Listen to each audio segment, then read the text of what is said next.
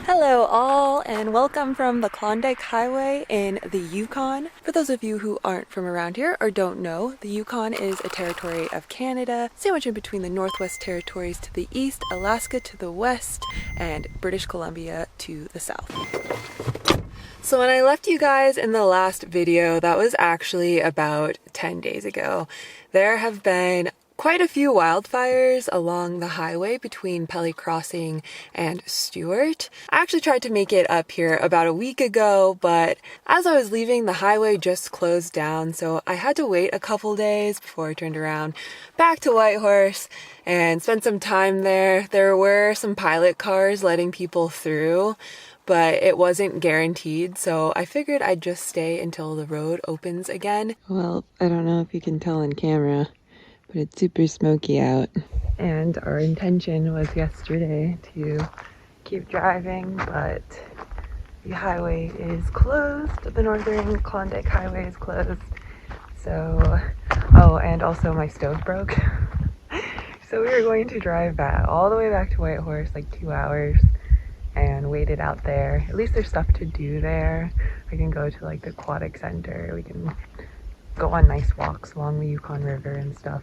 And there's food there and whatnot, so I just woke up, but I think this is a decision we're gonna have to make. Wildfires suck, and I feel so bad for the people who live over there, because I hear that the smoke is just really bad. Like, it's bad here, but I've heard that it's pretty damn bad up there, so yeah, get out of the smoke too. It's not good for your health.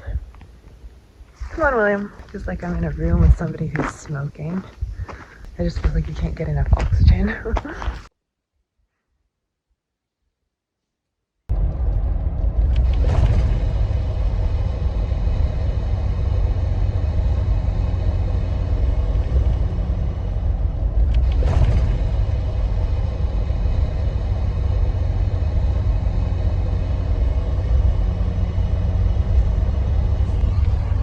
And now currently that section of the road is under a travel advisory, which means I can now get through.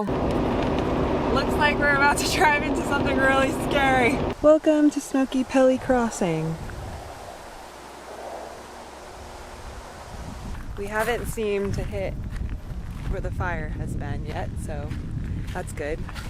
Not really looking forward to seeing a sad burnt forest here. There were 2 fires, I believe, through this area. The Wrong Lake fire was approximately 14,500 hectares as of 5 days ago from recording this, and the Willow Creek fire was about 2,000 hectares. When driving on this highway, you will notice lots of previous burns and some signs that indicate dates and names of wildfires. Though wildfires can be important to the ecosystem, they are becoming relatively more frequent in this area. These fires are often caused by lightning with a mix of increasingly more dry, hot climate, which is abnormal for this region.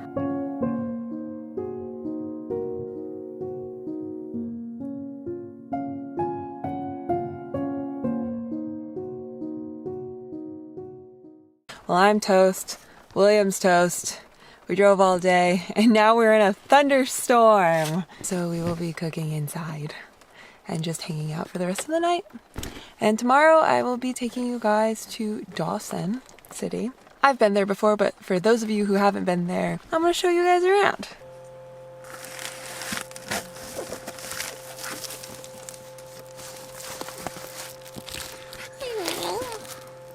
Come on, William.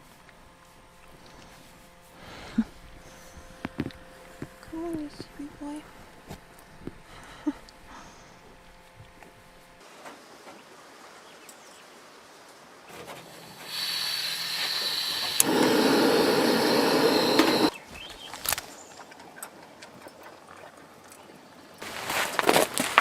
I give this spot a humble rating of a 3.5. It's quiet, flat, it's right off the road, so if you're on a road trip, that's great. It has the beautiful sounds of a river flowing, but there's trash. There's trash everywhere, which is not great. Ooh, doggy friends. Smart dogs. They're walking themselves. Hello. Don't worry, I'm not gonna hurt you. Hello. Hi, you can sniff me.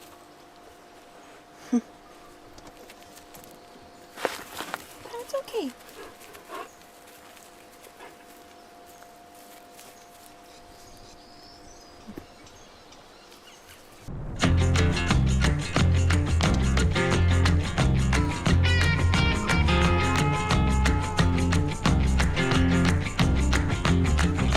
Slow down, mama, why you talk so mean? Good Lord, Nashville, it ain't what it seems. Well, we have made it to Dawson City. There are people everywhere. But I'm currently walking William, but I'm gonna give you guys a little bit of a walking tour. Take off now, don't look back, but hey, don't you wanna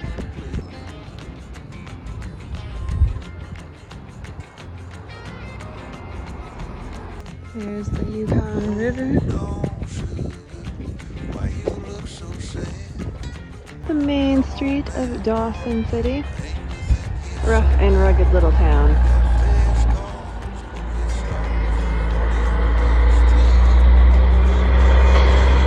And it makes sense because of the history of why this town is here.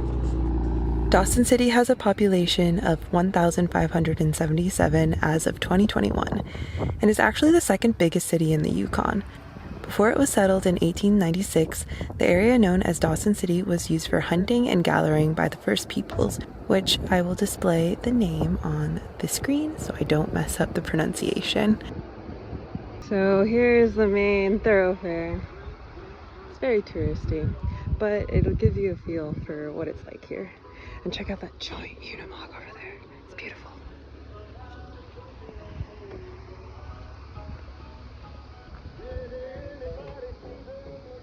Dawson City officially became a city in 1902 and a town in 1980. It served as the Yukon's capital until 1952. At its height, the city had a population of 16 to 17,000 due to the Klondike Gold Rush, which brought around 100,000 prospectors to the Yukon. Canadian authorities required each prospector to bring a year's supply of food to prevent starvation. This all weighed close to a ton and made the journey all the more arduous. Once many of these prospectors arrived, they actually never made any money. Thus, the population of the city dwindled very quickly.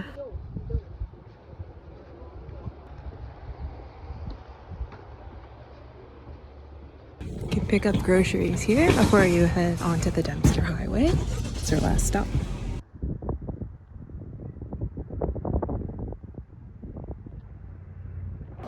Well, filming in touristy areas is 100% my thing. I don't think I can do a very good job at it. So I hope you guys enjoyed the few snippets of Dawson City. If you come here, definitely stop in and learn some history about this town. This town has a lot of charm due to its ruggedness, and people are very friendly here. It's a good place to stop, stretch your legs, and stock up a little bit more before you head out on the Dempster Highway. So before we leave town, I am uploading my podcast episode to my Patreon, and I'm also looking at the fire or the smoke on firesmoke.ca to see if I'll be able to hike up Angel Cone in the summer. So this is the overall look of North America currently. And we are headed, Whitehorse is covered in smoke. This is where I cross through all of the wildfires that happened. Here's the Tombstone Territorial Park, and it looks like it'll be good. So we also have to look at weather. Will I be waking up super duper early tomorrow to hike this? Or what? Okay, so tomorrow we look good. It's gonna be cloudy though. Darn it. Full cloud cover.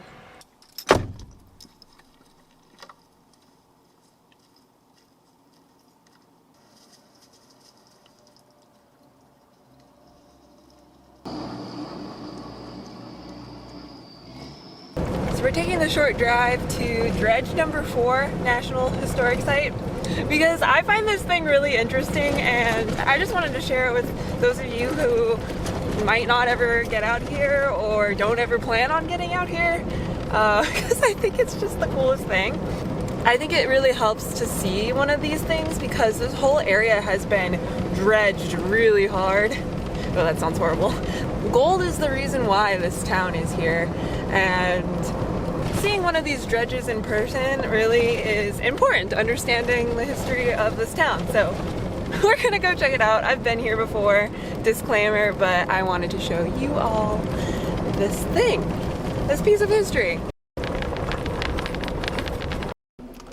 This is Claim 33, where you can rent, I think, and buy gold pans to do your own gold panning. In claim number 6, which is farther than we are going today, but it's there, and you don't need a fancy car to get out here. Dredge number 4 is a perfect example of what we will do for gold. Everyone knows that you can pan for gold, but corporate prospectors learn very quickly that you can collect more gold with a large dredge. Dredge number 4 is one of dozens of dredges that churned up the Klondike and its tributaries. This dredge actually was powered by electricity. I'm oversimplifying it, but basically gravel was pulled through the front, then washed and put through a screen before the unwanted material was deposited back into the earth, gold removed. Dredge number 4 collected 300,000 ounces of gold in its lifespan. The dredge is 2/3 the size of a football field and is 8 stories high. You can see this as you drive into Dawson City. There are tons of piles of rock, and if you look on Google Maps, you can see it all piled up like this alongside the road. I don't know, I just find this really interesting, guys. Today, gold mining is a viable industry in this area. It has me thinking about if churning up the earth and spitting it out, messing up the environment in turn, is worth it or not for a little gold. I mean, many people do love gold flakes on their fancy 5-star restaurant plates. Yeah, we may be able to make money and support families with the income, but at the end of the day, in my opinion, the earth is the one who's really paying for it. So maybe we should be answering to her instead. Alright, here we are at the first gas station up to Tuck, and yeah, you don't need to bring extra bottles in the summer because there's plenty of gas stations open along the way. So I'm just gonna fill up as full as I possibly can.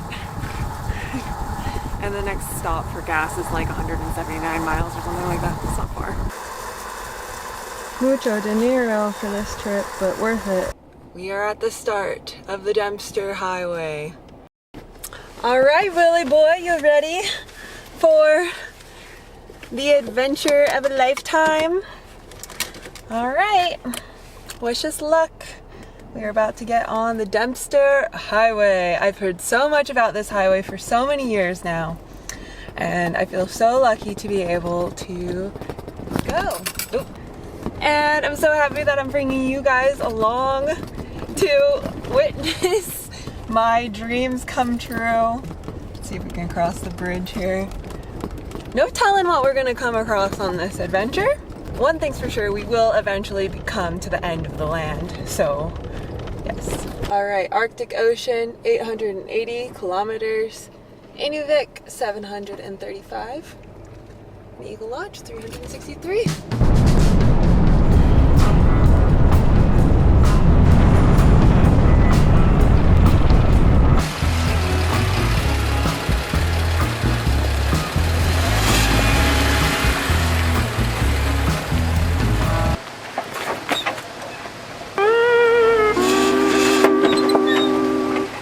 So, I think I have found a good solution for me for the mosquitoes out here, and that is the citro bug stuff. I have the dog version as well.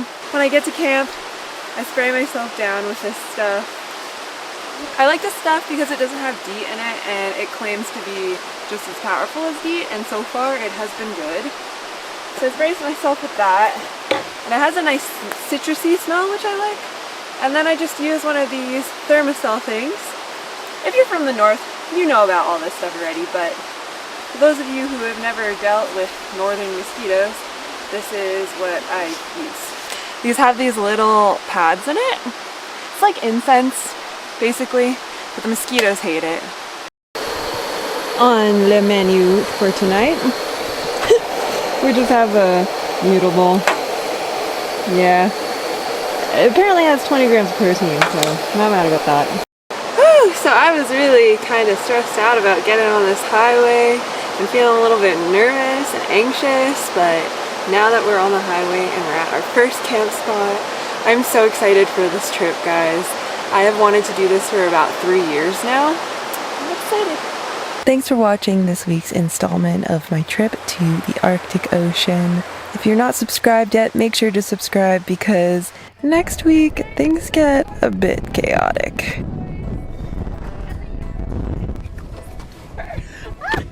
I am in awe right now at how much you should listen to your instincts because last night I was parked way over there. To be honest, I've had kind of a difficult morning. It is so windy and muddy out here that it keeps blocking my windows and my mirrors.